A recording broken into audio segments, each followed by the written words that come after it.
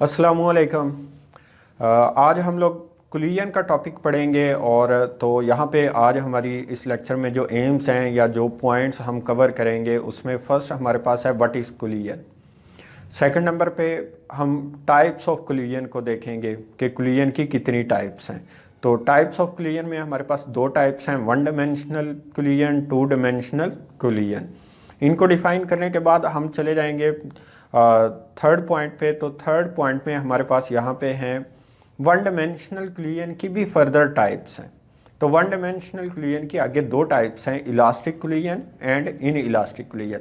तो यहाँ पे हम लोग इनको ब्रीफली डिस्कस करेंगे, इलास्टिक कुलियन क्या है और इन इलास्टिक कुलियन क्या है। और यहाँ पे हम कुछ एनिमेशंस भी देखेंगे इलास्टिक और इन इलास्टिक कुलियन की, और वन डायमेंशनल और टू डायमेंशनल कुलियन की। तो ये पार्ट वन है। फिर हम इससे नेक्स्ट लेक्चर में जो है वो इलास्टिक कुलियन इन वन डायमेंशन उसको डिटेल में देखेंगे। तो इस पार्ट वन में हम जस्ट टाइप्स ऑफ कुलियन को ही वाइंड अप करेंगे और इनकी डिफरेंट जो टाइप्स हैं उनको कवर करेंगे। तो चलते हैं स्क्रीन की तरफ और डिफ़ाइन करते हैं कुलियन, और इसकी जो डिफरेंट टाइप्स हैं उनको हम डिफ़ाइन करते हैं। तो सबसे पहले हम डिफ़ाइन करते हैं कि कुलियन क्या है। तो फिज़िक्स में जब भी कोई दो ऑब्जेक्ट एक दूसरे के ऊपर कोलाइड करके फोर्स एक्सर्ट करते हैं तो उसको कुलियन बोला जाता है। तो कुलियन के रिजल्ट में हमेशा फोर्स एक्सर्ट होती है। तो जब दो ऑब्जेक्ट शॉर्ट टाइम के लिए इंटरेक्ट करते हैं तो उसको कुलियन कहा जाता है और कुलियन में फोर्स एक्सर्ट होती है। तो यहाँ पे देखें, अगर एक बर्ड जो है वो जब बैठता है किसी लीफ के ऊपर, किसी पत्ते के ऊपर, तो उसकी लेग्स उस पत्ते के ऊपर जाके फोर्स एक्सर्ट करती हैं और वो पत्ता उस इंसेक्ट के ऊपर या बटरफ्लाई के ऊपर क्या करता है, फोर्स एक्सर्ट करता है। ये भी एक कुलियन है। यहाँ पे अगर आप कैट देखें, कैट रनिंग में है, तो कैट जब लैंड करती है किसके ऊपर, ज़मीन के ऊपर, तो अर्थ के दरमियान में और कैट के जो फुट हैं उनमें कुलियन होती है। इस कुलियन के रिजल्ट में यहाँ पे कैट में मोशन भी प्रोड्यूस होता है। तो अर्थ कैट के ऊपर फोर्स एक्सर्ट करती है और कैट जो है वो अर्थ के ऊपर फोर्स एक्सर्ट करती है। तो कुलियन क्या है, दो ऑब्जेक्ट्स में इंटरएक्शन को कुलियन बोला जाता है।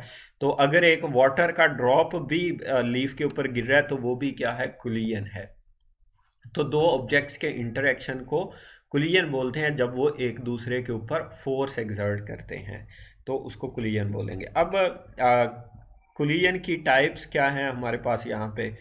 तो सबसे पहले देखें, हेड ऑन कुलियन है और वन डायमेंशनल कुलियन है। कुलियन की दो टाइप्स होती हैं।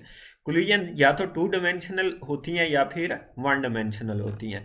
तो जो वन डायमेंशनल कुलियन है उसका एक नेम ये भी है, हेड ऑन कुलियन, और या फिर इसको वन डायमेंशनल कुलियन भी कहा जाता है।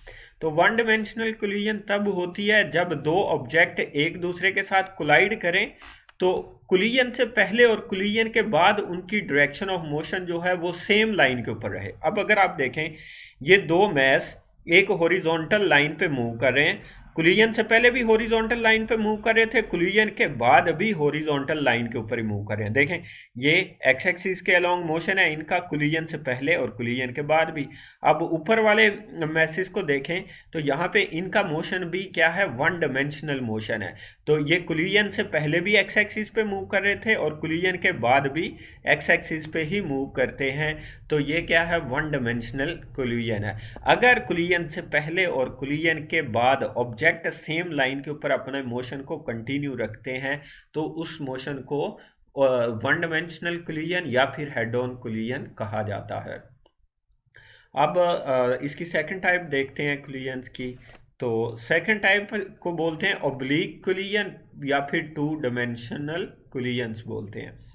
अब इसमें जब ऑब्जेक्ट कोलाइड करते हैं तो उनकी जो डायरेक्शन ऑफ मोशन है कुलियन से पहले और कुलियन के बाद वो सेम नहीं रहती, वो सेम लाइन के ऊपर मूव नहीं करते। अब आप इन दो मैसेज में कोलिजन को अगर ऑब्जर्व करें तो ये देखें, कोलिजन से पहले ये इस लाइन पे मूव कर रहे थे, कोलिजन के बाद एक इधर को मूव कर गया, एक इधर को मूव कर गया, तो ये टू डिमेंशनल कोलिजन है।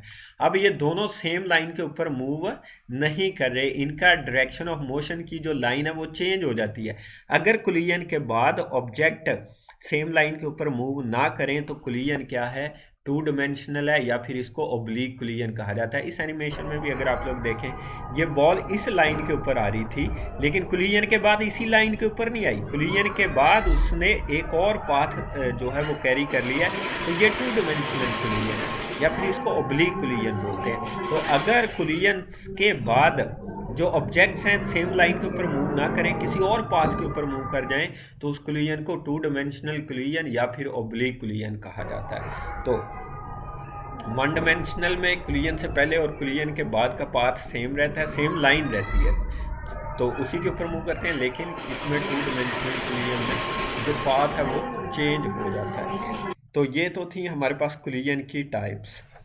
अब आ जाएं, हमारे पास नेक्स्ट है types of one dimensional collision. तो वन डिमेंशनल कोलिजन की आगे भी फर्दर दो टाइप्स हैं। वन डिमेंशनल कोलिजन की भी आगे फर्दर दो टाइप्स हैं, और फर्स्ट जो है इन इलास्टिक कोलिजन है हमारे पास। तो ऐसी कोलिजन जिसमें एक और बात आपने याद रखनी है कि हर एक कोलिजन में मोमेंटम और टोटल एनर्जी कांस्टेंट रहती है, वो कंजर्व रहती हैं। ये एमसीक्यूज में मोस्टली पॉइंट पूछा जाता है। कोलिजन किसी भी टाइप की हो, उसमें टोटल एनर्जी और टोटल मोमेंटम हमेशा कांस्टेंट रहते हैं, उनमें कोई चेंज नहीं आती। इन इलास्टिक कोलिजन की डेफिनेशन ये है कि ऐसी कोलिजन जिसमें टोटल एनर्जी और मोमेंटम कांस्टेंट रहते हैं लेकिन काइनेटिक एनर्जी कांस्टेंट नहीं रहती। ऐसी कोलिजन जिसमें टोटल एनर्जी मोमेंटम कांस्टेंट रहते हैं लेकिन काइनेटिक एनर्जी कांस्टेंट नहीं रहती, इस टाइप की कोलिजन को क्या बोलते हैं, इन इलास्टिक कोलिजन। और इसकी एग्जांपल एक ये भी है कि जब टेनिस बॉल को मार्बल फ्लोर के ऊपर थ्रो किया जाता है तो बॉल जो है वो सेम हाइट पे नहीं आती। अगर बॉल सेम हाइट पे नहीं आ रही तो इसका मीनिंग यह है कि कोलिजन से पहले और कोलिजन के बाद की काइनेटिक एनर्जी सेम नहीं है, कोलिजन में एनर्जी क्या हो चुकी है, लॉस हो चुकी है। तो यहाँ पे एक एनिमेशन भी है, आप इसको यहाँ पे देखें। इसमें देखें ये दो ऑब्जेक्ट हैं, ये दो ऑब्जेक्ट कोलाइड करते हैं। कोलिजन से पहले ये दोनों ऑब्जेक्ट जो हैं ये देखें मोशन में है कोलिजन से पहले, लेकिन कोलिजन के बाद ये रुक जाते हैं। अब कोलिजन के बाद इनकी काइनेटिक एनर्जी क्या है, जीरो, लेकिन कोलिजन से पहले तो ये मूव कर रहे थे। तो अब इनमें जो कोलिजन हुई है वो इन इलास्टिक है, मींस कि इसमें काइनेटिक एनर्जी कांस्टेंट नहीं रही। कांस्टेंट रहने का मतलब यह है कि इन दोनों की जो काइनेटिक एनर्जी कोलिजन से पहले थी वो कोलिजन के बाद की काइनेटिक एनर्जी के इक्वल होनी चाहिए, लेकिन ऐसा नहीं है। देखें कोलिजन से पहले ये मूव कर रहे थे, लेकिन जैसे इनमें कोलिजन हुई ये स्टॉप हो गए हैं, एक दूसरे के साथ स्टक हो गए हैं, तो अब इनका मोशन नहीं है, तो मोशन नहीं है तो काइनेटिक एनर्जी नहीं है। तो यहाँ पे कोलिजन के रिजल्ट में इनकी काइनेटिक एनर्जी जो है वो कांस्टेंट नहीं रह रही। तो ऐसी कोलिजन जिसमें काइनेटिक एनर्जी कोलिजन से पहले और कोलिजन के बाद इक्वल ना हो उसको इन इलास्टिक कोलिजन बोलते हैं, लेकिन इसमें मोमेंटम भी कांस्टेंट है और टोटल एनर्जी भी कांस्टेंट है बिफोर एंड आफ्टर कोलिजन, सिर्फ काइनेटिक एनर्जी कांस्टेंट नहीं है। तो इस टाइप की कोलिजन क्या बोलते हैं, इन इलास्टिक कोलिजन है। तो ये दोनों यहाँ पे अगर आप लोग देखें तो ये ऑपोजिट डायरेक्शन में मूव कर रही थी, इस वजह से पहले भी इनका मोमेंटम जीरो था, अब भी मोमेंटम क्या है, जीरो।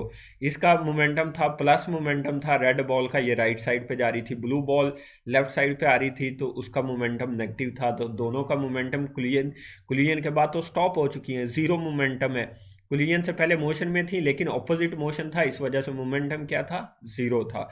तो इनकी टोटल एनर्जी की भी अगर बात की जाए तो ये ऑपोजिट डायरेक्शन में मूव कर रही थी, तो एनर्जी भी क्या थी, कांस्टेंट, पूरे सिस्टम की एनर्जी कांस्टेंट थी और टोटल एनर्जी, लेकिन काइनेटिक एनर्जी कांस्टेंट नहीं रही।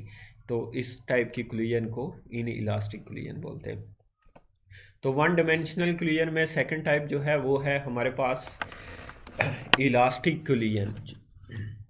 तो इलास्टिक कोलिजन ऐसी कोलिजन है जिसमें टोटल एनर्जी, टोटल मोमेंटम और काइनेटिक एनर्जी, ये तीनों की तीनों प्रॉपर्टीज कांस्टेंट रहती हैं। ऐसी कोलिजन जिसमें टोटल एनर्जी, मोमेंटम और काइनेटिक एनर्जी कांस्टेंट रहें, उस को कोलिजन को इलास्टिक कोलिजन बोला जाता है। और अगर आप कोई स्मूथ हार्ड बॉल लें और मार्बल फ्लोर पे उसको आप फॉल करवाएंगे तो आप देखेंगे वो सेम हाइट पे अप्रोच करेगी।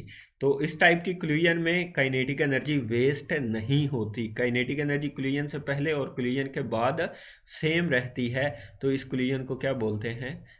Elastic collision. इस एनिमेशन में अगर आप लोग देखें तो ये दो मैसेज हैं, इनमें कोलिजन होती है। फ़र्क क्या पड़ता है कि पहले 3 kg मैस फास्ट मूव कर रहा था और कोलिजन के बाद 1 kg मैस जो है वो फास्ट मूव कर रहा है। तो 3 kg मैस क्या हो जाता है? स्लो डाउन हो जाता है। तो इस कोलिजन में काइनेटिक एनर्जी वेस्ट नहीं हुई। जब ये कोलाइड करते हैं दोनों की दोनों की काइनेटिक एनर्जी कोलिजन से पहले और कोलिजन के बाद इक्वल है। फर्क क्या पड़ता है कि इसकी एनर्जी थोड़ी सी कम हो जाती है, इसकी एनर्जी गेन हो जाती है। जितनी इसकी एनर्जी कम होती है उतनी इसमें गेन आ जाती है। तो लेकिन पूरे सिस्टम की काइनेटिक एनर्जी कोलिजन से पहले जो 3 kg मैस है और 1 kg मैस है, कोलिजन के बाद इनकी काइनेटिक एनर्जी इक्वल है किससे? कोलिजन से पहले। तो एनर्जी का लॉस नहीं होता, काइनेटिक एनर्जी इसमें वेस्ट नहीं होती। तो ऐसी कोलिजन जिसमें काइनेटिक एनर्जी वेस्ट ना हो कोलिजन के दौरान में, उसको इलास्टिक कोलिजन बोलते हैं। और जिसमें एनर्जी वेस्ट हो जाए और जो काइनेटिक एनर्जी है बिफोर कोलिजन और आफ्टर कोलिजन इक्वल ना हो तो उसको इनइलास्टिक, और अगर काइनेटिक एनर्जी कांस्टेंट रहेगी तो उसको बोलते हैं इलास्टिक कोलिजन। उसके बाद ये लेक्चर यहीं तक वाइंड अप करते हैं। तो elastic collision in one dimension उसको डिटेल में नेक्स्ट लेक्चर में हम लोग देखेंगे।